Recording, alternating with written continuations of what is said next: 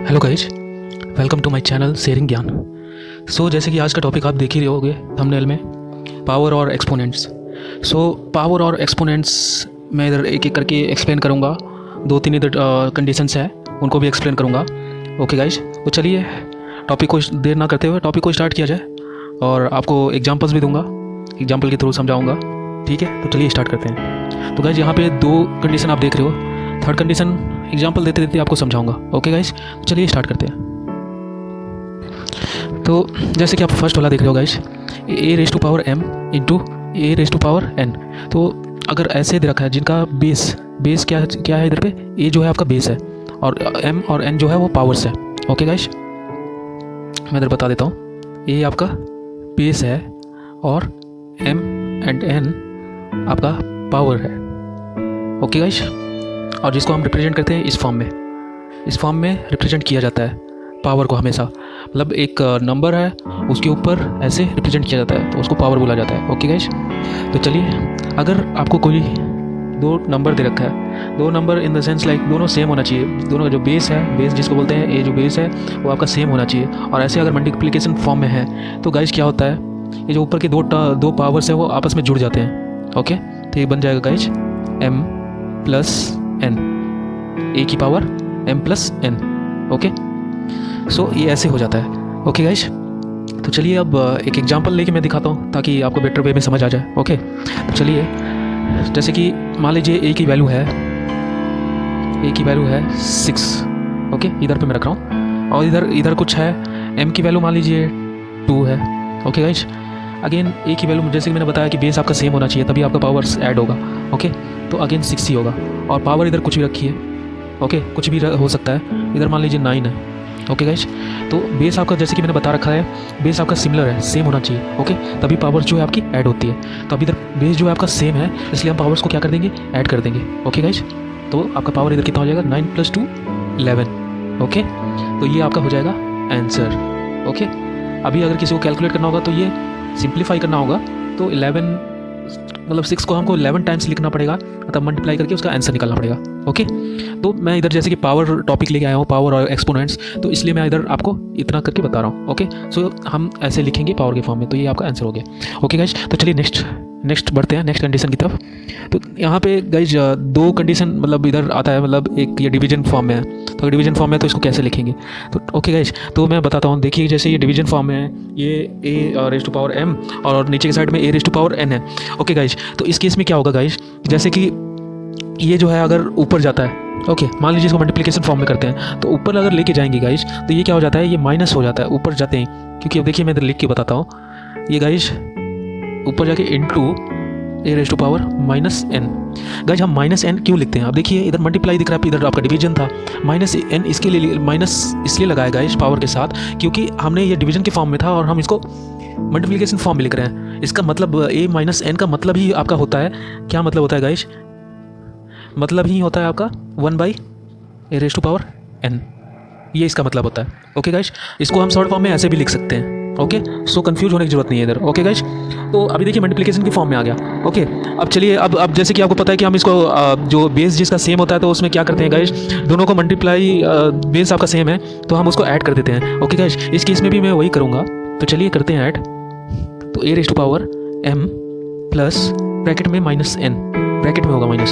Okay guys, हम इधर plus कर रहे हैं बिकॉज 2 साइन को एक साथ नहीं लिख सकते, एक साथ मतलब बीच में कोई नंबर या तो कुछ होना चाहिए, इसलिए मैंने इसको ब्रैकेट्स में लिखा। ओके गाइज, अगर मैं ब्रैकेट्स को तोड़ता हूँ तो प्लस माइनस क्या होता है गाइज, प्लस माइनस माइनस ही होता है, तो ऑब्वियसली ये क्या बन जाएगा गाइज,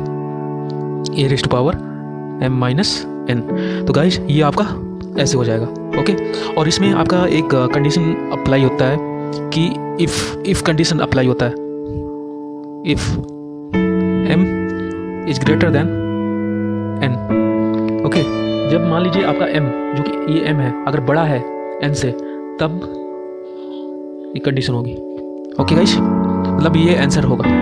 तो चलिए एक एग्जांपल में लेके दिखा देता हूँ, ज़्यादा बेटर से अच्छे से समझ आएगा। तो चलिए एक एग्जांपल लेते हैं। तो जैसे कि मान लीजिए इधर मान लीजिए 5⁸।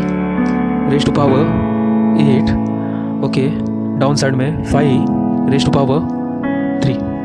ओके, तो ऐसे तो पावर मैंने ले ली। अब नेक्स्ट हम किस फॉर्म में रखेंगे, इसको इस फॉर्म में रखेंगे, क्योंकि आपका इधर एक और चीज़ देखिए, m इधर क्या है आपका बड़ा है और इधर क्या है 3 छोटा है, तो ये कंडीशन अप्लाई हो रही है। ओके, तो इधर हम क्या कर देंगे 8m की वैल्यू इधर रख के ऐसे कर देंगे, उसके बाद माइनस करने के बाद आपका गाइस कितना आएगा 5⁵, तो यही आपका आंसर हो जाएगा। ओके गाइज, चलिए अब नेक्स्ट बढ़ते हैं आगे की तरफ। तो आगे की तरफ में आपका कंडीशन क्या रहेगा गाइज, ये तो हो गया इफ़ m ऐसे करके greater m is greater than n।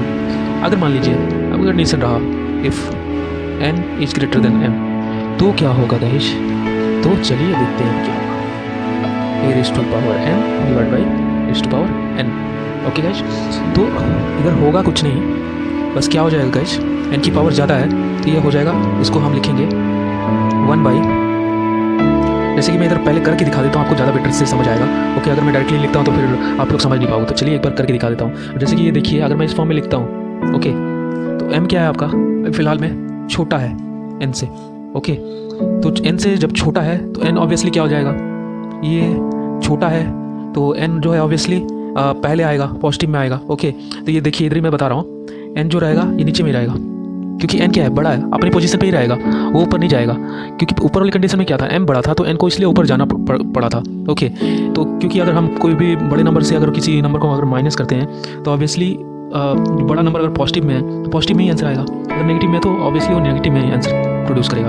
Okay, तो m अब इस केस में क्या होगा, जब ये ऐसे होगा n is greater than m, तो इस केस में क्या होगा गाइज, ये a raise to power n minus m हो जाएगा, मतलब 1 डिवाइड बाई ऐसे लिखेंगे। ओके गाइस, इस कंडीशन में। ओके, तो चलिए एक प्रॉब्लम इसके ऊपर सॉल्व करके देख लेते हैं, एग्जांपल। तो मैंने लिया इधर a की जगह पे मैं ले लेता हूँ 7 और नीचे भी 7 ले लेता हूँ, बिकॉज a की वैल्यू है। अगर m की जगह पे ले लेता हूँ मैं 2 और इधर पे मैं ले लेता हूँ 9। ओके गाइस, क्योंकि अभी हम इस कंडीशन के ऊपर वर्क कर रहे हैं जहाँ पे n की वैल्यू है ज़्यादा और m की वैल्यू है कम। ओके, तो आगे बढ़ेंगे, तो ये गाइस क्या होगा 1/7 raise to power 9 minus 2। Okay, ये कंडीशन। सो गाइज आपका आंसर कितना आ जाएगा, 1 डिवाइडेड बाई, इधर माइनस करना है। Okay guys, 7 raise to power 7, तो गाइज ये आपका आंसर हो जाएगा।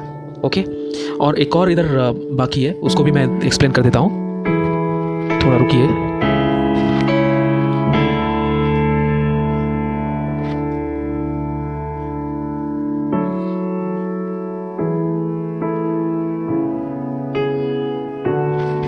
चलिए थोड़ा स्पेस मिल गया हमको इधर, सॉरी गाइस स्पेस नहीं था तो इसके लिए मैंने थोड़ा कैमरे को इधर ये किया। चलिए मैं इधर आपको एक्सप्लेन कर देता हूँ। तो गाइस हमारा जो आखिरी कंडीशन है, ठीक है, इसी का ए बी, इसी में एक थर्ड है सी। ओके, तो इसमें गाइस क्या है, a raise to power m, a raise to power n।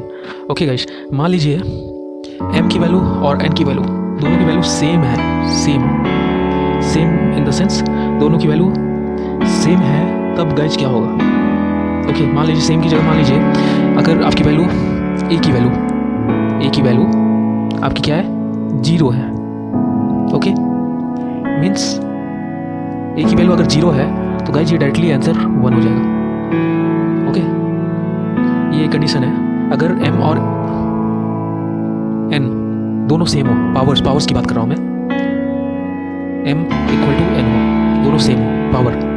Okay, तो गाइज इधर पे एक कंडीशन होता है जहाँ पे पता चलता है कि a की वैल्यू जो है वो 0 हो जाएगी। तो मैं आपको एग्जांपल भी लेके दिखाऊंगा ताकि आपको इजीली समझ आ जाए। चलिए एक एग्जांपल ही ले लेते हैं, बेटर से समझ आ जाएगा। तो चलिए मैंने जैसे यहाँ पे एक टर्म ले लिया 2 बेस मैंने 2 ले लिया, बाकी मैंने जैसे बताया कि m और n का वैल्यू दोनों का सेम होगा। ओके, सो हमको जैसे कि पता है 3 माइनस 3 हो जाएगा, क्योंकि मैंने बताया जैसे कि इधर पे क्या है a m माइनस n हो जाता है, करेक्ट। तो ऐसे हो जाता है, तो ऐसे हम ये बेस इधर पे 2 है और m की वैल्यू 3 है, और जैसे कि मैंने बताया ऊपर वाली कंडीशन में ये दोनों जो है m और n दोनों सेम है। इवन आप इधर भी देख सकते हो दोनों की जो वैल्यू है, पावर की वैल्यू वो सेम है। तो सेम होने की वजह से क्या बन गया, ये आपका 0 बन गया। ओके, तो सेम देखिए आपका जो ऊपर वाला a की पावर 0 है, उसी तरीके से इधर 2 की पावर 0 है। तो जब 2 की पावर 0 होती है, कोई भी आप बेस ले लीजिए इधर, उसकी अगर पावर 0 होगी तो डायरेक्टली आपका वो क्या बन जाएगा 1। ओके गाइस, आई थिंक आपको समझ आया होगा। चलिए नेक्स्ट, तो इस वीडियो की में बस इतना ही। चलिए मिलते हैं नेक्स्ट वीडियो में। प्लीज़ गाइज मैं आपके लिए मेहनत से ये सब लेके आता हूँ और एक्सप्लेन करता हूँ, तो प्लीज़ गाइज एक लाइक तो ज़रूर बनता है। और कमेंट करिए, ज़रूर बताइए कैसा लगा आपको ये वीडियो। सब्सक्राइब तो जरूर करिए गाइस, इंपॉर्टेंट वीडियो है, मे बी किसी को पता होगा नहीं पता होगा। So I hope you are understanding. So thank you so much guys, आपका प्यार देने के लिए, आपका सपोर्ट मुझको करने के लिए thank you so much guys. Okay bye, चलिए मिलते हैं नेक्स्ट वीडियो।